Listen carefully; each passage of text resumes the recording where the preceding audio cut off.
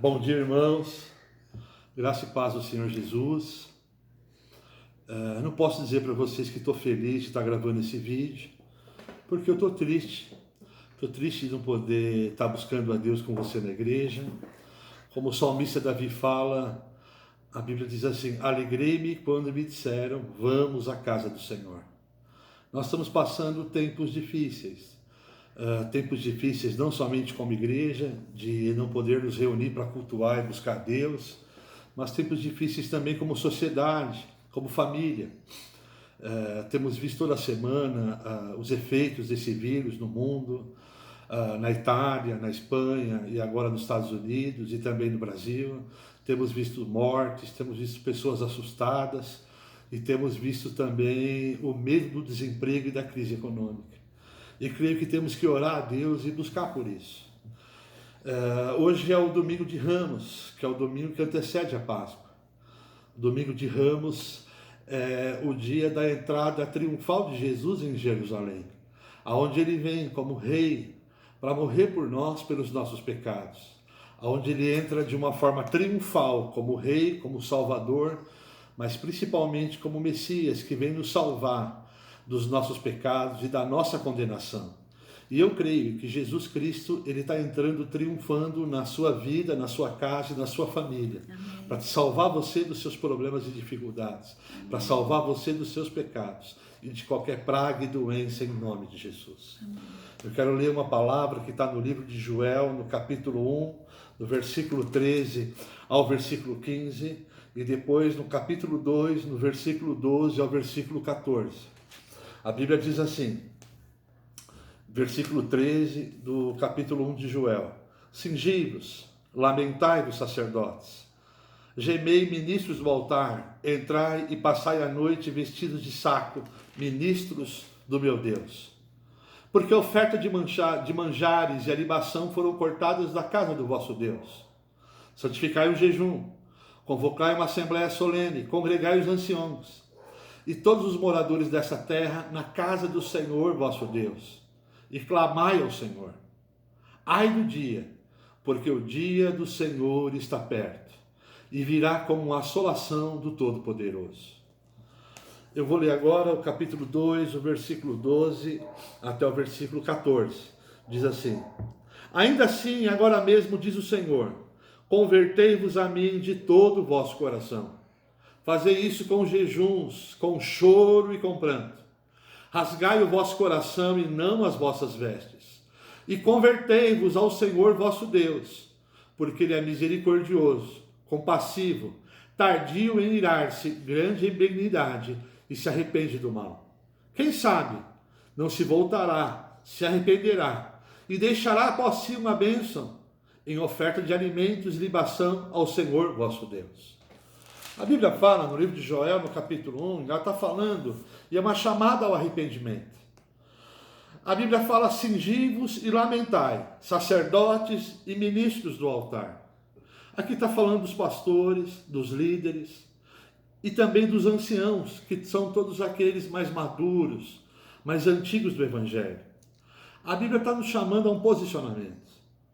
A Bíblia está nos chamando a uma posição de arrependimento, de nos voltarmos ao Senhor como crentes, e como crentes olharmos para nós, para a nossa vida, olharmos para nós mesmos, como o apóstolo Paulo fala na ministração da ceia, que o homem deve examinar-se a si mesmo, olhar para si e ver como está a tua vida, ver como é que está o teu coração, ver como é que está a tua caminhada, ver como você anda diante de Deus, porque o dia do Senhor está perto. Deus está próximo a vir prestar contas com a igreja dele.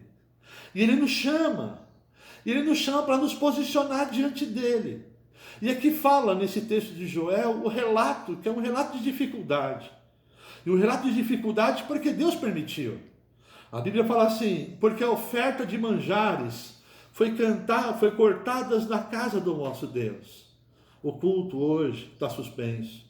Nós fazemos algo que não é por completo. É mais ou menos um paliativo, que é um culto online, um vídeo. Mas não é a mesma coisa que você estar junto com o seu irmão e você sentir a presença de Deus junto com ele. de você ver o Espírito Santo ser derramado no meio da congregação, de você sentir a presença de Deus na hora do louvor, de você sentir o Espírito Santo falando com você, enquanto o pregador está lá em cima ministrando a palavra do nosso Deus. É muito diferente. Aqui a Bíblia fala que foi cortado a oferta. Hoje nós não podemos estar na casa de Deus e ofertar, nós podemos mandar uma oferta online, ou mandar para o pastor, ou para o obreiro, mas não é a mesma coisa. Não é a mesma coisa de que você está lá e você poder levar lá no altar você a tua oferta. E a Bíblia diz assim aqui: santificai um jejum, convocai uma assembleia solene e congregai os anciãos. Como eu falei, os crentes antigos, os crentes maduros, aqueles que já viram e já tiveram uma experiência mais profunda com Deus. E esta assembleia e esta convocação, ela tem um único objetivo, de nós nos voltarmos a Deus. E no capítulo 2 fala assim: convertei-vos ao Senhor, convertei-vos a mim de todo o vosso coração. De nós nos convertermos para Deus, olharmos para Ele e reconhecer que pecamos, reconhecer que erramos. Irmão, em nome de Jesus, que você possa tirar o orgulho de lado e que você possa denunciar em oração ao Senhor o orgulho, a vaidade, a soberba, que tanto nos cria problema em nossa vida, que impede de reconhecermos os nossos erros e os nossos pecados. Muitas vezes nós somos tão bons em olharmos para as pessoas e ver o quanto elas erram, o quanto elas têm problemas, mas temos dificuldades de olhar para nós. Mas nessa hora, Deus está nos chamando para gemer.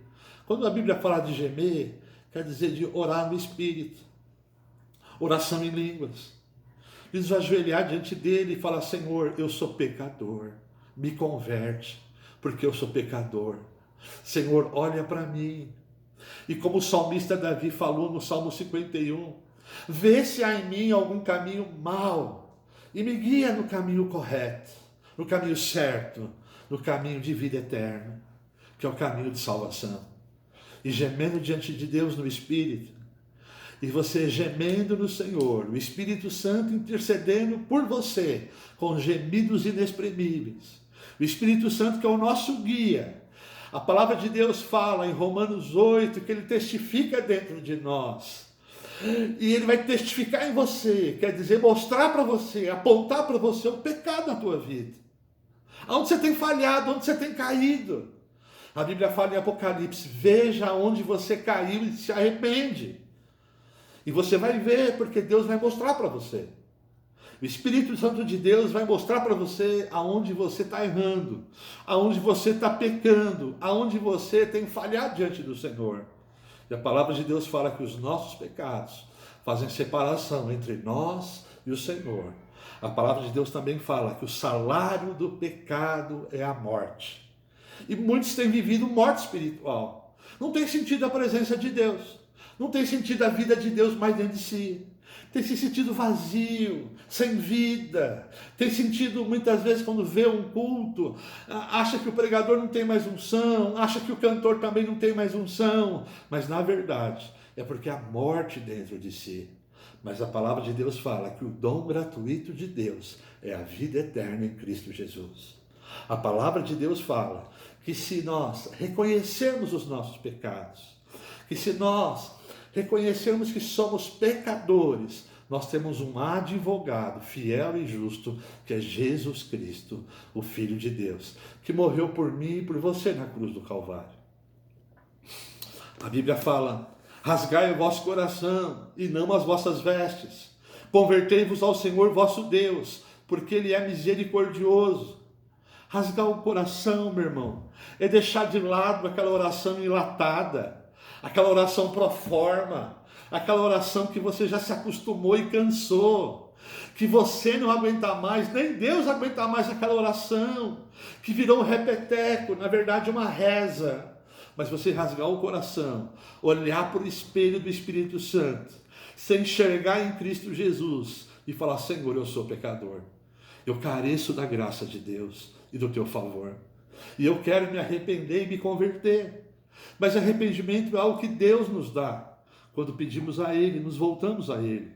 Arrependimento, a Bíblia fala que é um presente do céu. E quando ele entra no nosso coração, é como uma explosão que começa a implodir as nossas estruturas interiores. As estruturas que nós estamos muitas vezes firmados, e são estruturas erradas, contrárias ao Senhor e à palavra dele.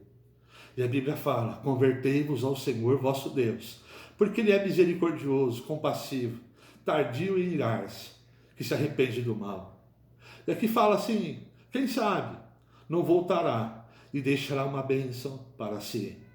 O profeta, ele está falando assim: olha, se você fizer isso, eu acredito que Deus ele pode te abençoar. Eu acredito que essa situação ela pode mudar. E eu creio em nome de Jesus que Deus ele pode transformar e mudar toda a maldição que foi declarada sobre o Brasil e sobre o mundo. Transformar toda a maldição em bênção em nome de Jesus. Aquilo que era maldição para nós, de problema sanitário, de uma catástrofe na saúde, de problema financeiro, ser transformado numa bênção. Talvez você pergunte: mas como assim, pastor, numa bênção? Deus ele pode mudar essa situação, trazer paz para o povo dele. E o resultado final disso seja uma igreja que se converteu, lavada e remida no sangue do Cordeiro. Uma igreja que acordou, que despertou do seu sono. Uma igreja que se voltou para o Senhor e se converteu verdadeiramente. E aquilo que era maldição, Deus transformar em bênção e em vidas prostradas diante do Senhor. E no versículo 15 eu quero ler, para finalizar, diz assim: tocai a trombeta em Sião, santificai um jejum, convocai uma assembleia solene, congregai o povo, santificai a congregação, ajuntai os anciãos, congregai as crianças e os que mamam, saia o noivo do seu quarto e a noiva do seu leito conjugal. Chorem os sacerdotes, ministros do Senhor, entre o alpendre e o altar, e digam: poupa o teu povo, ó Senhor, e não entregue a tua herança ao desprezo, para que as nações não zombem dele, porque diriam entre os povos: aonde está o seu Deus? Essa pergunta que o mundo faz para nós, para a igreja: onde está o seu Deus?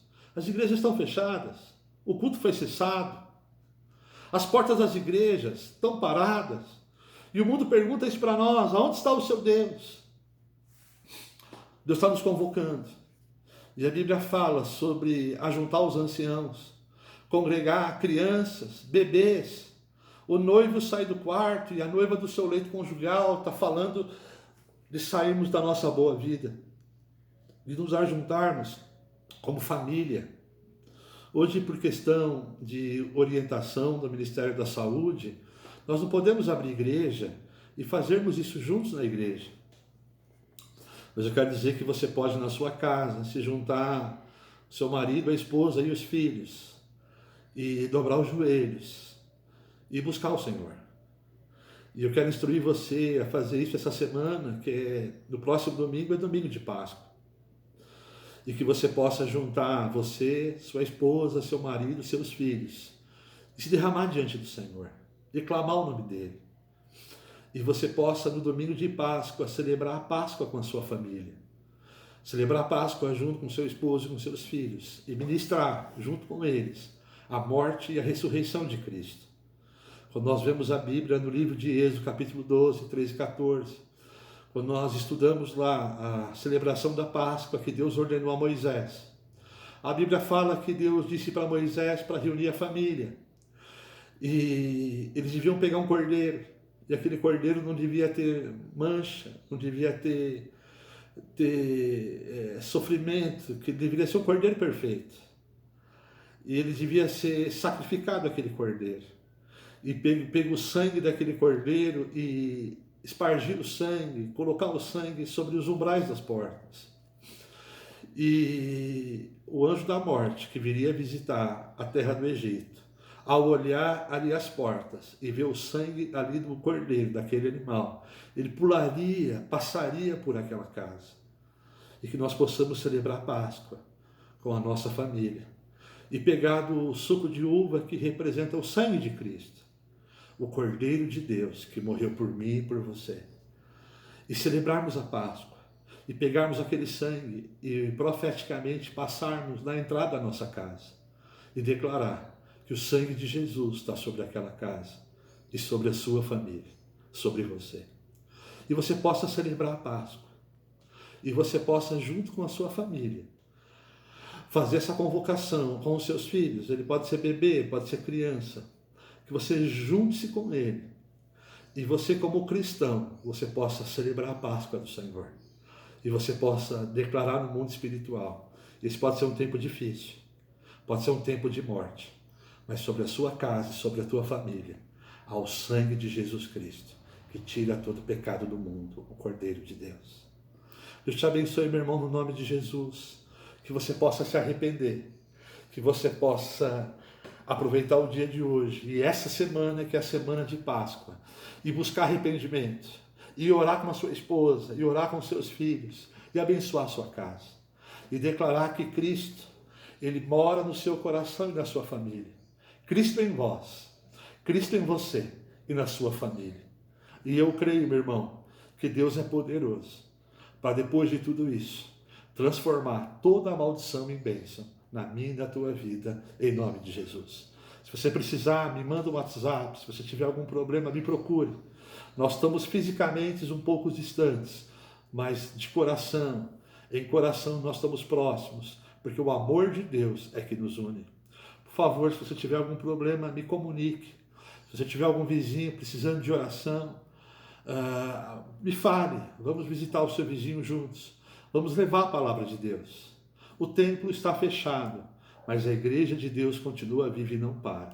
Deus te abençoe em nome de Jesus.